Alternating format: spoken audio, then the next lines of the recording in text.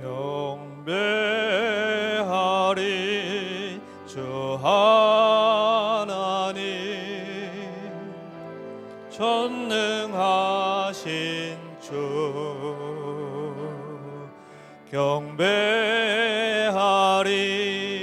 평화의 왕 주를 사랑합니다.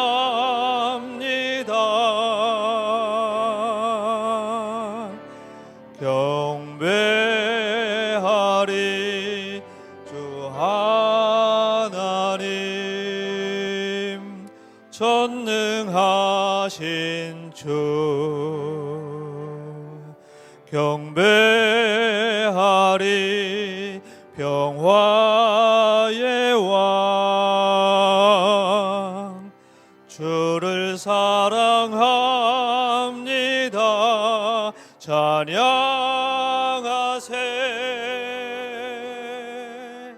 누가 주와 같으리.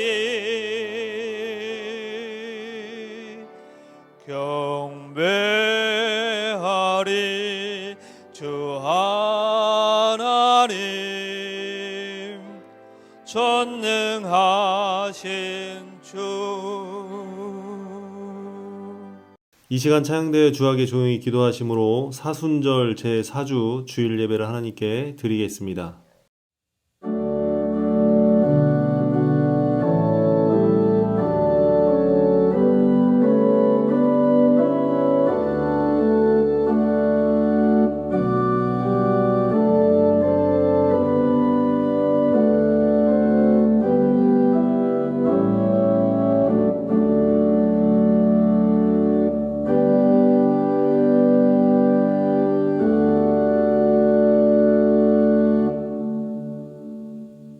찬송과 영광을 받으시기에 합당하신 하나님, 저에게 거룩한 주님의 날을 허락하여 주시사 하나님 앞에 불러주심을 감사합니다.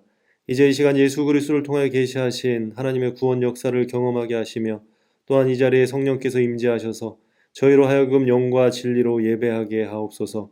이 예배로 하나님께 모든 영광을 드리게 하시고 저희에게는 은혜와 기쁨의 시간이 되게 하옵소서. 예수 그리스도의 이름으로 기도합니다. 아멘. 성시교독은 127번 사순절 네 번째입니다. 다 같이 교독하시겠습니다.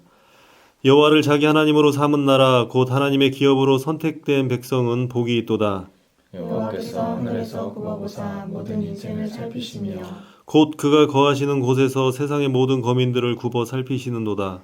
그는 그들 모두의 마음을 지으시며 그들이 하는 일을 굽어 살피시는 이로다. 많은 군대로 구원 얻은 왕이 없으며 용사가 힘이 세어도 스스로 구원하지 못하는도다. 우리 영혼이 여호와를 바라며 그는 우리의 도움과 방패시로다. 우리 마음이 그를 즐거워하며 우리가 그의 성호를 의지하였기 때문이로다.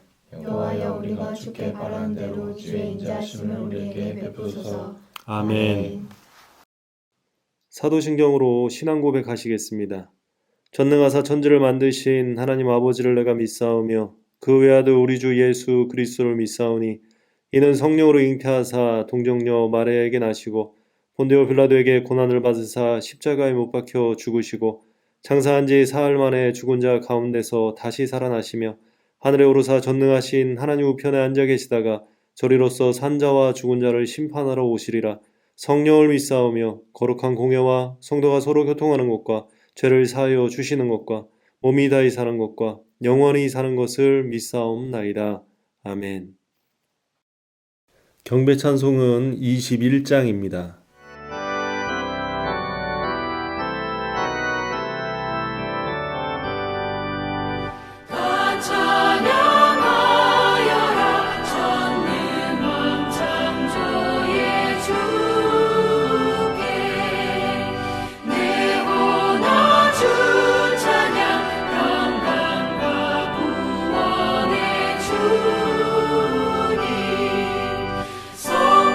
성도들아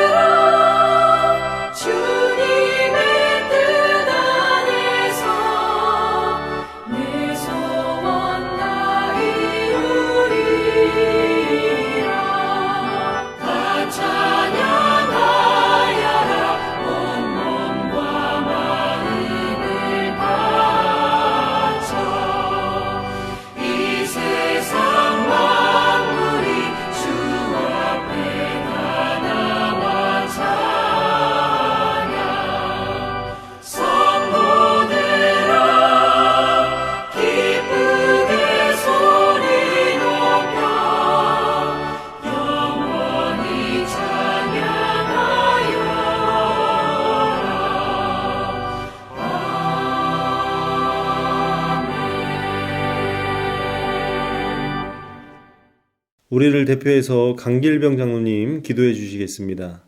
사랑이 풍성하신 하나님, 오늘도 새날을 주시고 생명을 주시고 날마다 주님 앞에서 먹고 마시며 살아가게 하시고 또한 말씀으로 가르쳐 주심을 감사드립니다. 매일 반복되는 일상이지만 이 속에서 우리가 하나님을 만나고 사는 모든 순간이 주님의 은총인 것을 저희들이 고백합니다. 오늘도 그 하나님의 은혜를 누리게 될 우리의 삶을 은혜로 지켜 주시옵소서. 우리에게 고통을 주고 우리에게 상처를 주고 우리에게 힘을 빠지게 하는 것들을 생각하지 말게 하시고 오직 하나님을 바라봄으로써 우리의 삶이 승리할 수 있도록 지켜 주시옵소서. 오늘도 지난주에 이어 온라인 예배로 드리고 있습니다. 예배를 드리는 각 가정마다 주님의 은혜가 풍성하게 넘쳐 흐르게 주님께서 축복하여 주시옵소서. 코로나 바이러스로 인하여 많은 국민들의 염려가 있고 이로 인해 많은 사람들이 지금 낙심의 늪으로 빠지고 있습니다. 불신앙의 늪으로 영적인 위기의 불감증과 무기력증으로 빠져가고 있습니다. 지금은 우리가 회개하고 기도해야 할 시간인 줄을 압니다. 하나님 앞에 엎드려 회개하고 기도하여서 절대로 낙심하지 않는 저희들에게 인도하여 주시옵소서. 코로나 바이러스로 인해 더 이상 고통받지 않게 도와주시고 확산되지 않게 기도드리오니 이 나라와 이 백성이 더욱더 단단해지게 하여 주시옵고 전염병으로부터 지켜 주시옵소서. 또한 바이러스 감염의 위험을 무릅쓰고 치료에 힘쓰고 있는 의료진과 방역진들을 기억해 주시고 그들의 수고를 더욱더 기억해 주시옵시며 무엇보다도 코로나 바이러스 전염이 더 이상 확장되지 않게 하시옵고 지켜 주시옵소서. 더불어 삶의 고난으로 인하여 힘들어하는 우리 성도님들이 있습니다. 오늘 이 예배를 통하여 말씀을 듣고 찬송하고 함께 기도할 때 우리의 모든 삶을 살펴주시고 도와주시고 해결하여 주시고 치료하여 주시어서 하나님의 놀라운 은혜가 일어나게 하여 주시옵소서. 자녀들을 위해서도 기도합니다. 이 시간 자녀들의 손을 꼭 잡고 예배드리는 많은 가정의 자녀들에게 하나님 함께 하셔서 그들의 모든 삶의 길을 이끌어 주시옵소서. 이 시간 생명의 말씀을 들고 담임 목사님께 성령께서 함께 하사 담임 목사님께서 계획하시고 기도하는 모든 사역 위에 건강의 복, 평강의 복으로 인도하여 주시옵고 저희들은 이 시간 목사님을 통하여 주시는 말씀을 잘 받아 언제 어디서나 그리스도의 향기가 되어 살아갈 수 있도록 축복하여 주시옵소서. 오늘 이 예배를 드리는 모든 성도님들을 기억하여 주실 것을 믿사오며 이 모든 것 우리 주 예수 그리스도의 이름으로 기도드리옵나이다. 아멘.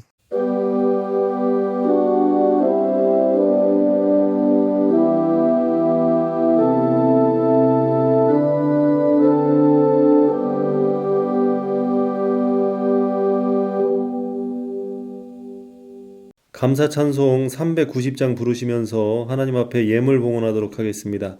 드리신 예물은 교회 오실 때 봉헌하시기 바랍니다.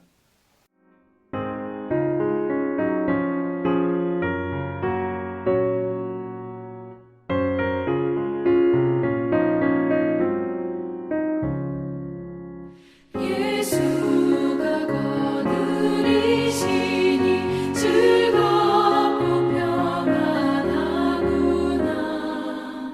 주야의 자고 깨는 것 예수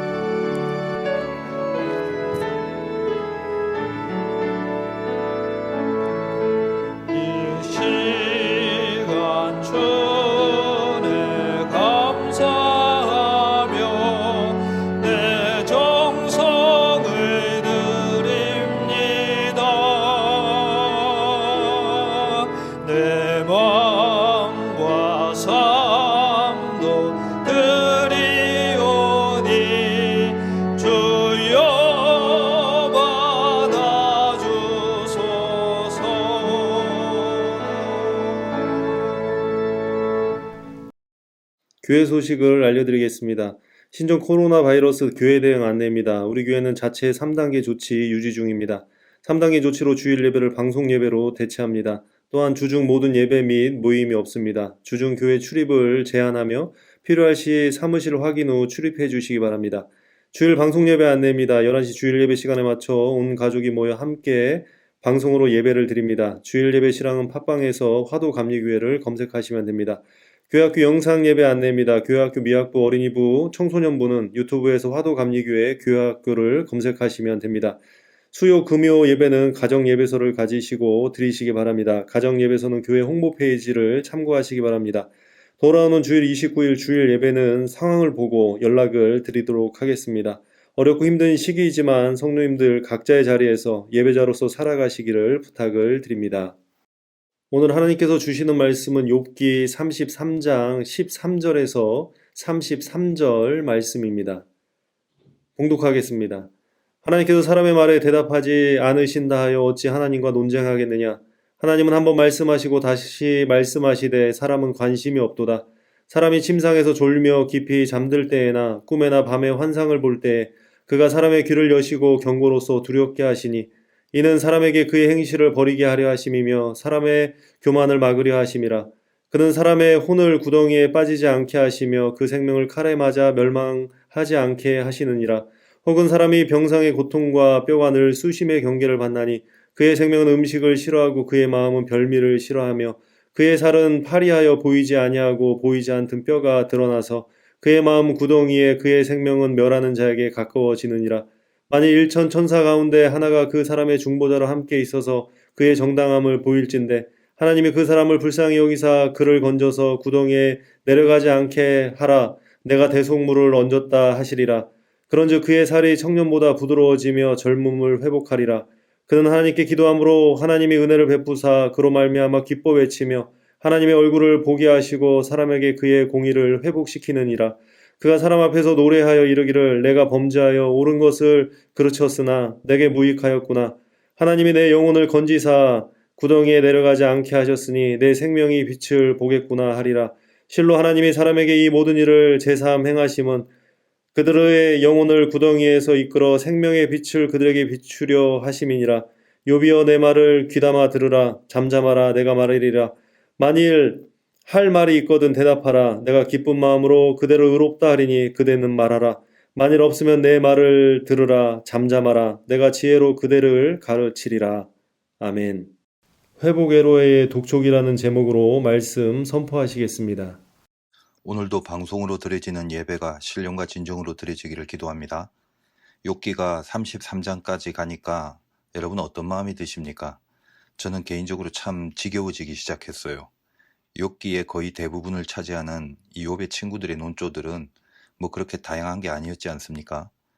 욥 네가 잘못했으니까 시인하고 다시 회복해라. 결국 그 말인데 그 주장을 또 엘리후라는 이 난데없는 농객이 하나 나와서 뭐 좀 다른 말들을 하려는 것 같더니 결국은 또 이 욥의 친구들의 주장과 똑같은 말을 반복하고 있다는 것을 알 수 있습니다. 이제 좀 그만하고 하나님의 결론을 좀 듣고 싶은데 아직은 한참 더 남았습니다. 제일 지겨운 사람은 아마 욥이 아니었겠는가 생각합니다. 얼마나 지겨운지 엘리후의 말을 다 듣고 나서는 아무런 대꾸도 안 합니다. 그리고 하나님도 엘리후의 말을 말리지도 않고 하나님 역시 지겨우신지 엘리후의 주장에 대해서 어떤 코멘트도 달지 않으십니다. 왜 이렇게 길어지는가? 제가 깨닫는 교훈이 있다면 단련이라는 것은 지겨움의 열매라는 사실입니다. 운동을 해서 근력을 키우려는 사람들이 운동을 시작할 즈음에 얼마나 많은 정보들을 찾아보는지 모릅니다. 요즘은 뭐 인터넷에서 찾아보면 수백 가지 그 운동에 대한 설명, 강의 이런 것들이 얼마나 많은지 몰라요. 뭐 조금씩 이론도 좀 틀리고 자기에게 맞는 것이 무엇인지에 대해서 워낙에 정보들이 범람하고 있다 보니까 자기한테 맞는 운동의 루틴이 무엇인지 그가 한참 동안 생각하고 연구합니다. 애초에 처음 운동의 그 필요성을 느끼는 사람이 이제 시작을 해야 한다는 필요를 느끼고 나서는 뭐 어디서 할까, 언제 할까, 어떤 식으로 할까 등등 그런 것을 고민하다가 세월 다 지나가 버리죠. 그래서 처음 운동하려는 사람에게 제일 중요한 것은 일단 하라는 것입니다. 그리고 꾸준히 하라는 것이죠. 뭐 좀 방법이 좀 틀릴 수도 있고 시행착오가 있을 수도 있지만 적어도 어느 일정 기간 동안은 무조건 아무 생각 없이 운동을 하라는 것입니다. 그리고 꾸준하게 계속 하라는 것이죠. 그러면 근력이 생기고 자기에게 가장 맞는 스타일이 무엇인지는 그때 가서 비로소 판단할 수 있다는 것입니다. 단련도 마찬가지입니다. 정답을 알고 가는 단련은 없습니다. 그냥 대책 없이 단련을 받고 있는 거죠. 그리고 지겹도록 시간이 흐른 후에 자기도 모르게 만들어지는 그런 열매를 얻게 된다는 것입니다. 단련은 독촉한다고 되는 게 아니란 말이죠. 독촉이라고 할 때 이 재촉할 촉자는 사람인 변에 발족자, 그것이 붙어서 만들어진 한자입니다. 사람이 독촉을 당하면 발을 동동 구르게 된다는 겁니다. 무슨 말입니까? 발을 동동 구르게 된다는 것은 10중 8구는 그 발로 엉뚱한 곳을 향하게 된다는 거죠. 신앙의 길이라는 건 바른 길이지 빠른 길이 아닙니다. 오늘 엘리후의 주장들은 욥으로 하여금 상당한 독촉을 요구하고 있음을 느끼게 합니다. 결국은 바른 길이 아니라 빠른 길을 가라고 하는 것이죠. 몇 번 말씀드렸지만 엘리후의 주장은 욥의 친구들과 수준은 다릅니다. 하나하나 문장을 따로따로 떼어내서 살펴본다면 엘리후의 논지가 신앙적으로 별로 틀려 보이진 않습니다. 욥의 친구들보다 훨씬 더 하나님 편에 선 것 같이 보이고 그런 차원에서 많은 목사님들과 신학자들은 이 엘리후가 하나님의 편에 선 사람으로 이해를 하고 있다는 것이 개인적으로는 안타깝지만 심정적인 이해는 됩니다. 욥기는 참으로 긴 내용을 담고 있지 않습니까? 길다는 것이 같은 말의 반복 때문에 긴 것이지 무슨 새로운 테마나 새로운 발상 같은 것이 다양해서 긴 것은 결코 아닙니다. 그러므로 욥기를 묵상할 때 가장 중요한 것은 이 욥기 전체를 잡고 있는 대마, 그 대마가 무언가 이걸 놓치지 말아야 합니다. 바둑 용어 중에 대마 불사라는 말이 있죠. 경제 용어로도 사용되는데 대마는 쉽게 죽지 않는다 그런 의미고 이 대마가 잡히면 끝나는 것이라고 보면 됩니다. 이제 다시 욥기의 대마를 잘 인식하고 생각을 해봅시다. 이 대마를 잃으면 지는 겁니다. 우리가 이제껏 욥기를 다루면서 혹시 이런 생각 안 하셨는지 모르겠네요.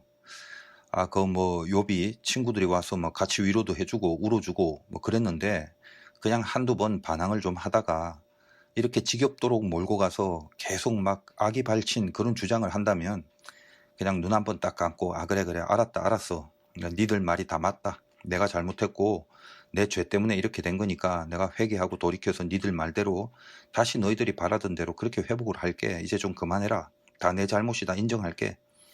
그냥 그래 버리면 좀 깔끔할 것 같지는 않습니까? 엘리후까지 안 나와도 되잖아요.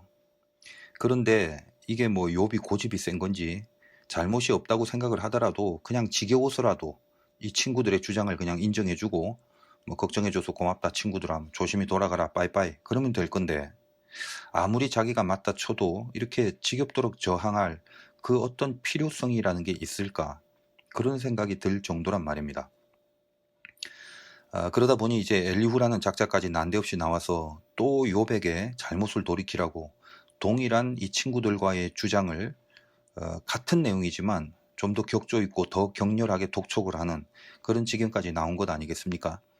우리가 보통 평소에 우리끼리 인간관계 안에서도 어떤 사람이 자기 주장을 강하게 하다 보면 그냥 귀찮아서라도 그래 알았다 잘못했다 이제 끝내자 그런 식으로 마무리하는 경우가 많잖아요. 그런데 욥은 지금 인생 자체가 더 이상 말할 수 없는 만신창이가 되어버린 지금인데도 어쩌면 말할 힘도 없을 것 같은데 죽어도 안 굽히고 저항을 하고 있는 그 이유가 무엇일까? 그것을 분명히 알고 있어야 된다는 것입니다. 대마 불사, 그것 때문이죠. 대마를 잡히지 않으려고 하는 겁니다. 여러 번 말씀드렸지만 욥기라는 것이 왜 탄생된 겁니까? 까닭 없는 믿음, 그것 때문이죠. 욥이 의롭다고 평가하신 하나님이 욥에 뭘 보신 것입니까? 까닭 없는 믿음, 즉 어떤 보상이나 대가를 조건으로 믿어드리는 그 믿음이 아니라 하나님 자체를 그냥 믿는 믿음, 그거잖아요. 마귀는 어떤 딴지를 겁니까? 그냥 믿는 건 없다는 거죠. 하나님이 이거저거 다 해주시니까 믿는 거지. 그 까닭들을 다 한번 없애봐라. 욥이 끝까지 믿는가? 하나님 참 뭘 모르시네요. 순진하시네요. 이런 것 아니겠습니까? 여러분 이것이 정작 욥에게만 해당되는 문제일까요? 오늘날 욥기가 우리에게 주어진 가장 중요한 이유가 무엇입니까?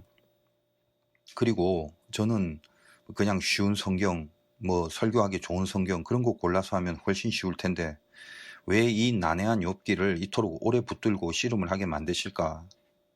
그런 생각 한번 해봅니다. 딴 거 아니죠. 믿음이 무엇인지 그 깊고 깊은 메시지를 주려는 것이거든요. 믿음이라는 거 우리 신앙에서 가장 중요한 거죠. 그러면 그 믿음에는 진짜 믿음과 가짜 믿음이 있는데 그것을 구별하는 구별의 핵심이 뭐냐? 그거 알려주려는 거 아니겠습니까? 비가 오고 창수가 나고 바람이 불어야 됩니다. 그 집이 진짜 집인가 가짜 집인가 그걸 구별하는 기준이 그거죠. 집이 진짜인가 가짜인가 무엇으로 따지는 겁니까? 그 집의 어떤 재료, 그 집의 평수, 무슨 도배장판을 얼마짜리로 했는가 그게 아니죠. 그건 두 집이 동일합니다. 다 똑같아요. 우리가 예배를 잘 드리고 기도를 얼마나 많이 하고 헌금을 잘 내고 헌신, 봉사, 전도, 선교 이런 거 열심히 하고 그런 것들은 집의 재료란 말입니다. 그런 것들로 이 집이 진짜냐 가짜냐 그것을 따지지 않습니다. 그럼 뭘로 따지냐? 그 기초가 무엇인가 그것으로 따진단 말이죠. 모래냐 반석이냐 그 싸움을 한다는 것입니다.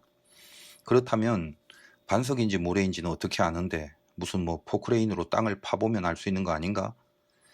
포크레인까지 돈 주고 그렇게 비싸게 부를 필요 없다는 거예요. 비가 오고 창수가 나고 바람이 불면 드러난다는 것입니다. 고난이 오면 이제껏 잘 지어놓은 기도의 집도 무너지고 예배의 집도 무너지고 헌신과 구제, 선교, 사랑과 희생, 봉사 그런 것들이 모조리 다 무너져 버린다는 것입니다. 모래 위에 지은 집은 결국 다 무너져 버릴 가짜 집이란 그 말을 하는 것이죠. 욥이 이제껏 지은 믿음의 집이 반석 위에 세운 믿음인가 모래 위에 세운 믿음인가 그 싸움을 걸고 있는 것입니다. 마귀는 욥의 믿음이 모래 위에 지은 믿음이라는 것이고 하나님은 그게 아니다라는 것입니다. 이것이 가장 중요한 욥기의 대마입니다. 그러므로 잘 한번 생각을 해봅시다. 대마를 잃지 말고 따져봐야 됩니다. 욥이 만약에 친구들이나 엘리후의 주장을 받아들여서 그래 내가 니들 말처럼 잘못했다. 내가 시인할게. 내 잘못이다. 니들 말들이 다 맞다. 그렇게 해버렸다면 그게 무슨 의미가 되는 건가 하면 친구들과 엘리후의 주장처럼 그 잘못을 시인함으로 이제 돌이켜져서 하나님이 원래의 너의 모습으로 회복시키신다. 그 결론과 연결을 시키게 되는 거죠. 지금 그들은 욥이 잘못했다는 것을 시인하게 하는 그 궁극의 의도가 잘못을 시인하는 것 자체가 목표가 아니라 다시 원래의 모습으로 복구가 되는 그 목표 때문이죠. 이 부분이 중요한 것입니다. 그냥 욥이 자기 잘못을 회개하는 것 그 자체는 누가 봐도 아름다운 신앙의 고백이지 않습니까? 세상에 자기 잘못이 없는 사람이 어디 있어요? 회개하는 게 뭐가 나쁜 겁니까? 그런데 엘리후나 친구들은 회개 자체가 목적이 아닙니다. 네가 지금 이렇게 된 거 그게 악이란 말이죠. 어떻게 이렇게 악한 모습으로 살 거냐 이거죠. 언제까지 그렇게 할 거냐 이거죠. 이게 과연 믿는 자의 몰골이더냐 이 말을 하는 것입니다. 그러니까 속히 잘못했다고 하고 다시 보상받고 원래 누렸던 모양을 되찾아라. 이것이 중요 포인트입니다. 나중에 뒤에 가서 이제 다루겠지만 욥은 끝까지 잘못 없다고 하지 않습니다. 욥의 고집이 아닙니다. 하나님 앞에 가서는 그 앞에서는 티끌과 재 가운데서 회개하나이다. 이렇게 고백을 합니다. 욥은 자기 잘못을 회개하는 것이 무슨 자존심 상하고 잘못이 없다는 떳떳함으로 그렇게 굽히지 않는 것이 아니라 너희들의 말, 즉 친구들의 말이 옳지 않다는 주장이죠. 하나님 앞에서는 철저히 욥이 회개를 합니다. 다시 말하면 만약에 욥이 친구들의 말을 인정하고 이 친구들의 말에 의하여 돌이켜 잘못을 시인하는 것은 단순히 회개라는 차원의 그 신앙적 아름다움을 보이는 것이 아니라 가장 중요한 이 욥기의 대마, 까닭 없이도 믿는 그 믿음을 포기하겠다는 영적인 결론이 되기 때문이라는 것입니다. 욥의 친구들이 주장하는 그 회개, 하나님 앞에서의 회개가 아니라 욥의 친구들이 주장하는 바로 그 회개를 하게 되면 욥은 영적 결론으로는 그 처음의 까닭을 회복하게 됨으로써 그의 믿음은 다시 까닭 때문에 믿는 그 믿음이 되어버리게 되는 것입니다. 성경을 다룰 때는 혼적인 교훈도 중요하지만 그 배후에 영적인 논리가 깔려 있음을 알아야 됩니다. 겉으로는 그냥 잘못했다고 하는 것이 나쁜 건 절대 아니지만 왜 그렇게 고집스러운 저항을 하나 싶은 마음이 들기도 합니다. 그것은 그저 혼적인 차원에서만 이해를 하기 때문에 그렇습니다. 그러나 이 대마가 중요하다 했으니 바둑을 못 두는 사람들은 큰 집 보는 게 아니라 눈앞에 보이는 그 돌 하나 따먹는 것이 목적이죠. 돌 하나 따먹는 그런 재미로 바둑을 두는 거, 뭐 그것도 좋긴 하겠지만 그 재미에 탐닉하다가 결국은 대마를 잃고 그 게임을 지게 되는 것입니다. 그런 차원에서 지금 욥이 만신창이가 되었어도 끝내 친구들과 엘리후에 이 돌이키고 잘못했다고 시인하라는 그 말에 동조하지 않고 저항하는 그 모습이 까닭 없는 믿음을 지켜내는 욥의 신앙적 몸부림이라는 것을 느껴달라는 것이죠. 오늘 엘리후는 욥에게 독촉을 합니다. 빨리 회복하라는 것입니다. 어떤 논리로 독촉을 하는가? 두 가지인데 하나는 정답을 독촉하고 또 두 번째는 상황을 독촉합니다. 먼저 13절에서 18절까지의 내용이죠. 하나님께서 사람의 말에 대답하지 않으신다 하여 어찌 하나님과 논쟁하겠느냐. 하나님은 한 번 말씀하시고 다시 말씀하시되 사람은 관심이 없도다. 이렇게 시작을 합니다. 정리하면 이런 겁니다. 하나님은 늘 말씀을 하시는데 너는 왜 하나님이 말씀을 안 하신다고 하냐. 꿈이나 환상을 통해서도 반드시 말씀하시는데 그래서 죄를 짓지 않게 만들고 교만하지 않게 하시는 바로 그런 분이 하나님이다. 너는 하나님이 아무 말도 안 한다고 그렇게 얘기를 하는데 그건 네가 못 알아듣는 것뿐이다. 이렇게 질책을 하는 거죠. 틀린 말은 아닌 것 같지만 좀 더 세심하게 살펴보면 이 말씀에 대한, 다시 말해서 정답에 대한 독촉을 계속하고 있다는 것을 느끼게 됩니다. 하나님은 언제나 말씀하신다는 겁니다. 하다못해 꿈이나 환상으로도 15절 보면 사람이 침상에서 졸며 깊이 잠들 때에나 꿈에나 밤에 환상을 볼 때에 그가 사람의 길을 여시고 경고로서 두렵게 하시니 그렇게 되어 있죠. 그러니까 이 말씀이 어떻게 보면 꿈이나 환상으로도 말씀하시는 경우가 분명히 있긴 하지만 그 16절처럼 그것이 경고와 두려움을 주려고 하시는 말씀이겠습니까? 물론 때에 따라서는 하나님이 경고를 주려고 하실 때도 있습니다. 그러나 지금 욥의 상황이 어떻습니까? 고난 중에 죽어가는 욥에게 하나님이 단지 두려움을 주려고 경고만 하시겠습니까? 그리고 실제로 우리는 욥기를 보면서 이 고난 가운데 아직까지 하나님은 우리가 지금 읽어온 바로는 욥에게는 아무 말씀을 안 하신 것이 사실임을 알고 있죠. 아브라함이 하갈에게서 이스마엘을 낳은 때가 그 나이 89세였습니다. 그 후 99세가 돼서 13년 만에 하나님은 아브라함에게 나타나셔서 이 자손의 번창에 대한 약속의 말씀을 하십니다. 우리가 고난 중에 있을 때 아무리 간절히 기도하고 엎드려도 하나님은 아무런 방법이나 대책을 주시지 않을 때가 있다는 것입니다. 왜 그렇습니까? 100% 단련의 시간이기 때문에 그렇습니다. 운동을 남이 해줄 수 없듯이 믿음의 단련이라는 것은 홀로 키워야 될 근력이 만들어져야 되기 때문이죠. 그러나 듣고 계시고 보고 계십니다. 정답이 없는 것이 아니라, 정답을 안 주는 것이 아니라 정답으로 말없이 이끌어 가시는 중이라는 것입니다. 응답이란 정답을 즉각 주는 것만이 응답이 아니지 않습니까? 마약은 복용 즉시 효과가 나타나지만 결국은 죽이는 독입니다. 진짜 보약은 복용 후에 세월이 지나면서 효과가 난다고 하지 않습니까? 그게 진짜 보약이죠. 졸지도 주무시지도 않으신 하나님이 바라만 보시는 것으로 당신의 응답을 대신할 때가 있다는 것을 절대 잊지 마시길 바랍니다. 가끔은 살면서 답이 없을 때가 있어요. 기도해도 이루어지지 않는 것처럼 그렇게 여겨질 때가 있다는 것입니다. 그분이 말씀을 안 하시는 것이 아닙니다. 단련하시는 거죠. 정답의 독촉에 휘둘리지 말라는 것입니다. 마귀가 예수님을 시험할 때 첫 번째 시험이 뭐였습니까? 돌이 떡이 되게 하라. 떡이 있으면 금방 해결됩니다. 메시아 사역에 가난하고 굶주린 백성들 먹일 수 있으니까 얼마나 금방 그 정답이 떨어지는 그런 결론이겠습니까? 그러나 주님이 말씀하시죠. 사람이 떡으로만 사는 것이 아니다. 말씀은 영원히 배부르게 하는 것이고 떡은 그 순간만 배부르게 하는 것이다. 보약이냐 마약이냐 그거죠.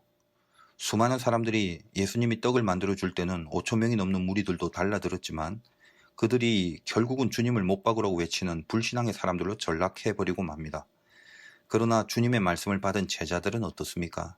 아직까지 오늘날까지 그들의 말씀은 영원한 영의 양식이 되어서 우리를 지금도 먹이고 있다는 사실입니다. 엘리후는 바로 이 사단의 전략과 동일합니다. 주님에게 독촉을 했던 그 모습으로 욥에게 다가오지요. 하나님이 이미 다 말했다. 꿈에서도 환상에서도 이미 다 답을 줬는데 왜 네가 그걸 못 알아듣고 잘못을 시인하지 않느냐. 그러나 우리는 압니다. 지금까지 욥에게 하나님은 말씀하시지 않았습니다. 엘리후가 틀렸죠. 그에게 영원히 힘을 낼 수 있는 믿음의 그 단련을 위해서 바라보시고 말없이 이끌어 가시는 과정을 허락하신 것 뿐입니다. 때로는 보이지 않고 들리지 않아도 여기에도 감춰져 있는 하나님의 인도하심은 분명하다는 그 믿음으로 만들어지기를 하나님이 바라고 계신다는 것입니다. 오늘도 우리들은 이 예배당에 모여서 함께 예배를 드리진 못합니다. 주중에 다시 연락을 드리겠지만 정부의 시책을 감안할 때 우리가 모이는 시기도 다시 연장을 해야 할 것 같다는 판단이 듭니다. 마음에 독촉이 생길 수도 있습니다. 그리고 우리가 예배당에 모여서 예배하는 시간이 좀 늦춰질지라도 나중에 분명한 것은 다시 모이게 될 때 정말 간절하게 다시 우리가 이 사랑하는 예배당에서 함께 더 깊어진 감격 속에서 예배의 어떤 진정한 본질을 다시 인식하고 감동의 예배를 드리게 될 시간이 올 것임은 분명합니다.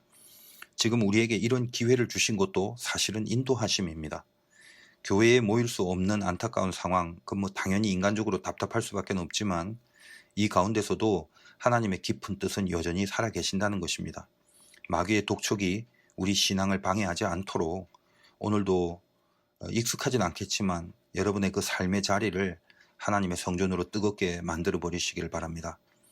사람이라는 게 고난이 오면요, 제일 먼저 깨닫는 게 뭔가 하면 내가 참 실력이 없는 사람이다라는 거, 그걸 알게 됩니다.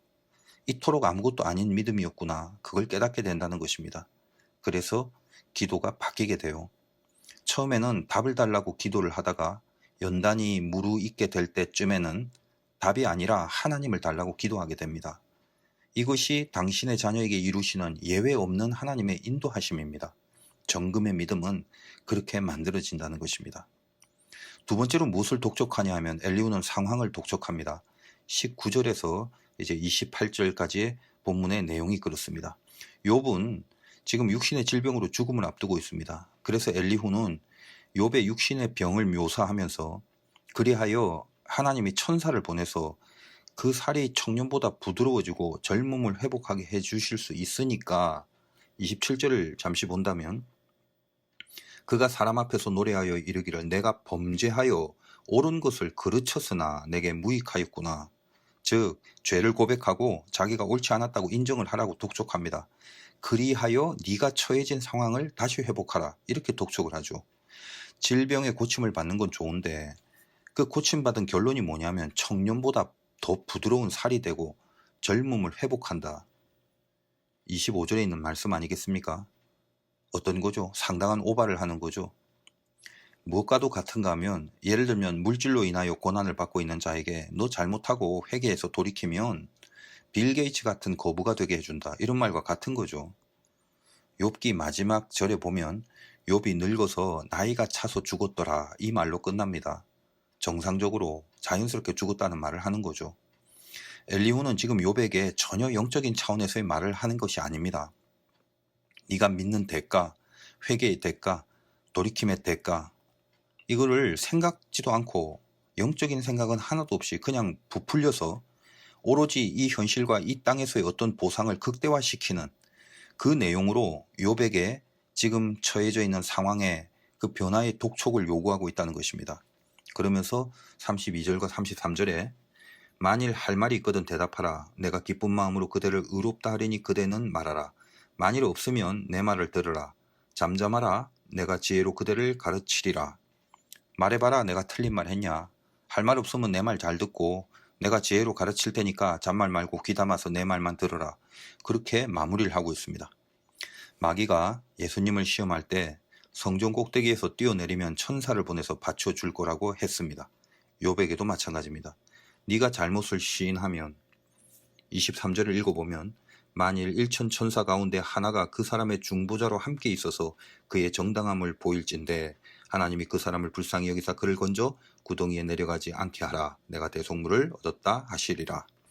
천사 중에 한 명을 보내서 네 병 다 고치고 회춘하게 만들 거니까 얼른 너의 상황을 회복하라라고 그렇게 말하는 것과 동일합니다.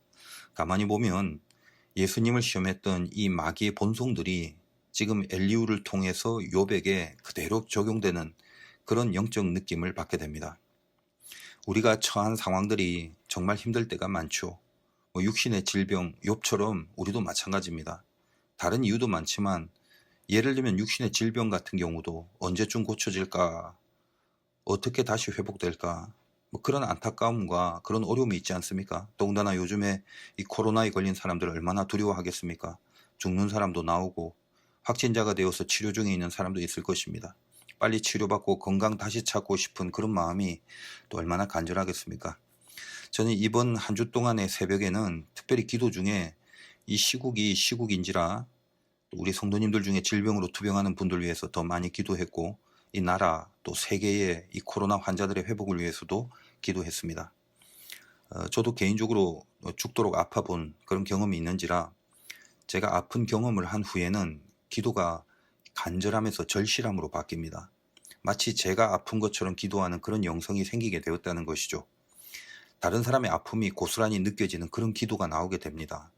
하나님은 저의 병을 치유해 주신 것뿐만 아니라 제 수준과 또 이 기도의 능력을 향상시켜 주신 것입니다. 우리에게 처해진 상황이란 게 다 그런 건 아니지만 일반적으로는 적어도 그것이 단련의 목적으로 주어진 상황이라면 기도 몇 번으로 상황 자체가 바뀌는 경우는 그리 많지 않습니다. 그러면 기도하면 뭐예요? 이렇게 말하실진 모르죠. 그러나 한번 생각을 해보세요. 죽을 때까지 우리는 어떤 상황, 어떤 환경, 그 틀 안에 던져져 있습니다. 그 환경과 상황 중에서 내가 만족할 만한 그런 환경이 얼마나 되겠습니까?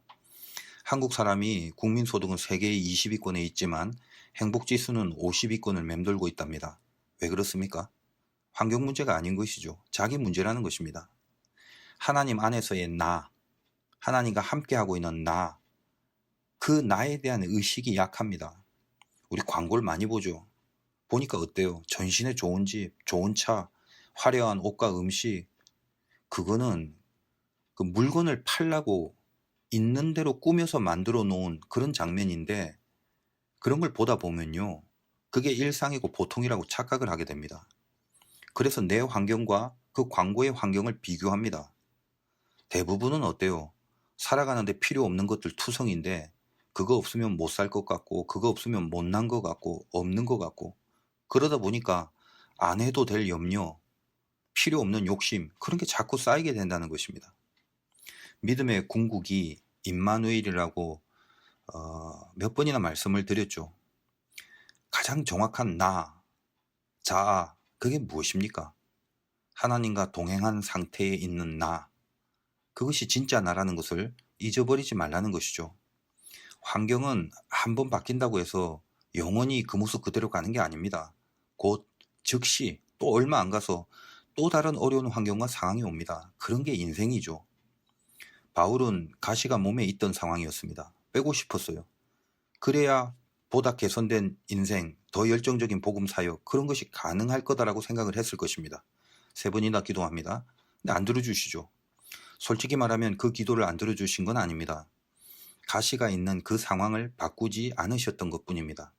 그러나 바울의 기도를 하나님은 더 좋은 곳으로 응답해 주셨습니다. 가시가 있더라도 지장 없이 쓰임받고 영광의 방해가 되지 못할 그 능력으로 채워주셨습니다. 저는 바로 이런 하나님이 참 좋습니다. 제가 어떤 열악한 상황과 환경에 놓여져 있다 할지라도 언제나 하나님은 그 환경에 방해를 받지 않으십니다.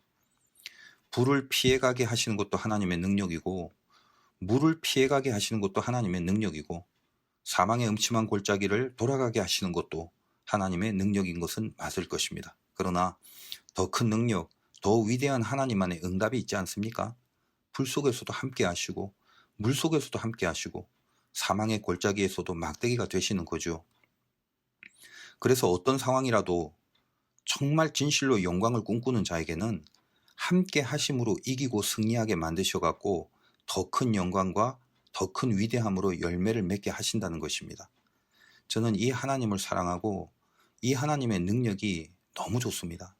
그래서 제가 목회를 하는 것도 그것 때문에 가능하다고 생각을 합니다. 제가 하는 게 아니라 그분이 내 손을 붙잡고 당신이 직접 하십니다.